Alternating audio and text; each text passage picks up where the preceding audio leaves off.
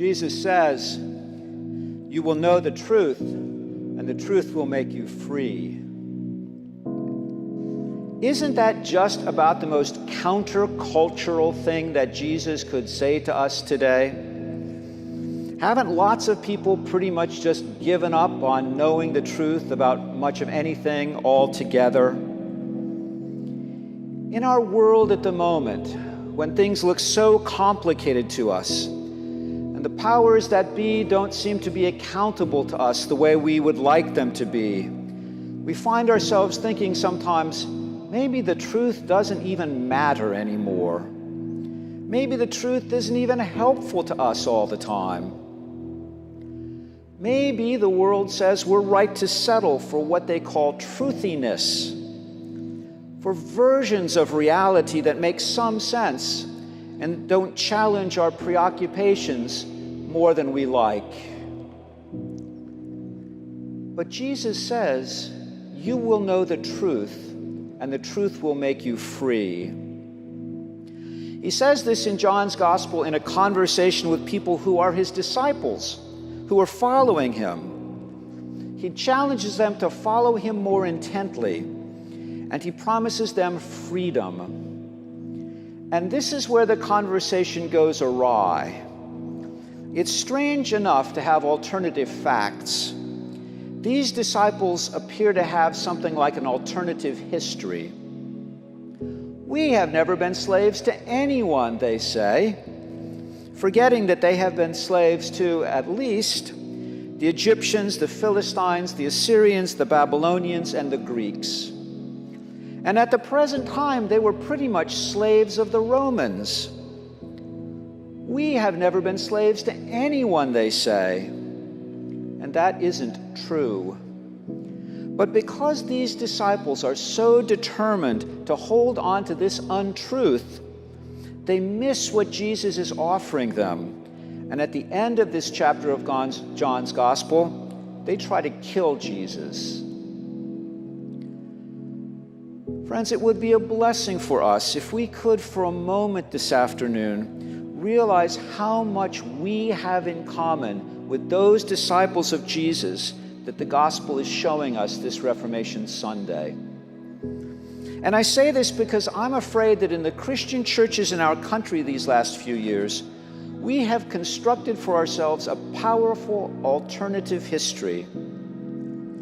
We were never racist, we say to ourselves. We were never homophobic. We never ignored the leadership gifts of women and girls. We never acted as though our ethnic backgrounds were the same as our religion. We never celebrated our gifts and ignored the gifts of other people. We never just looked away from behavior that we knew was wrong. We say things like this to ourselves, and we ignore the truth about who we were and who we are. And we act as though we believe that if we have the right attitudes and the right opinions now, everything is really okay. But people don't trust us, and our witness in the world is crippled sometimes because we won't acknowledge the pain we have caused. We miss the chance to be better human beings and stronger Christians when we won't even talk about our real situation. We let things that are not true cloud the space between Jesus and us. And worst of all, we think sometimes that having the right opinions and the right attitudes at this moment is Christian faith, or at least it's all anybody has any right to expect from us. Jesus is not going to let us get away with this. He is going to continue to change us and to bend us toward what is real. But it's vital to remember that Jesus doesn't change us by offering us information or advice. He's certainly not intending to share some kind of abstract knowledge with us so that afterwards he can stand off at a distance and see how we're doing.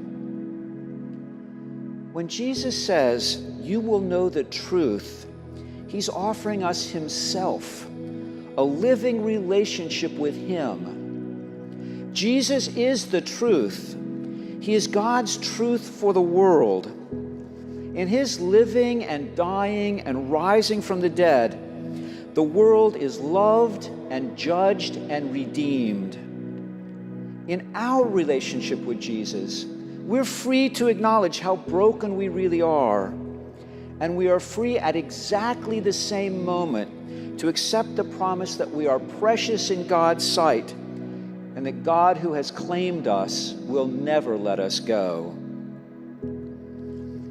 Honestly, we move through this life pretty much from one flawed set of impressions about how things are to another, maybe only slightly less flawed impression. But since we also move through this life living in Jesus, who is the truth, we are free not to worry so much about ourselves and what we think.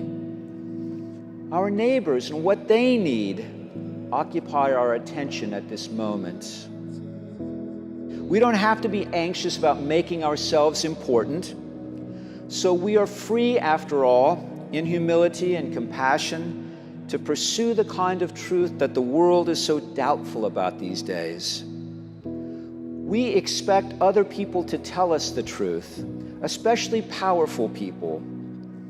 We point it out to them when they don't, not because we think we're always right, but because if we don't all pursue the truth, then eventually lies will kill us all.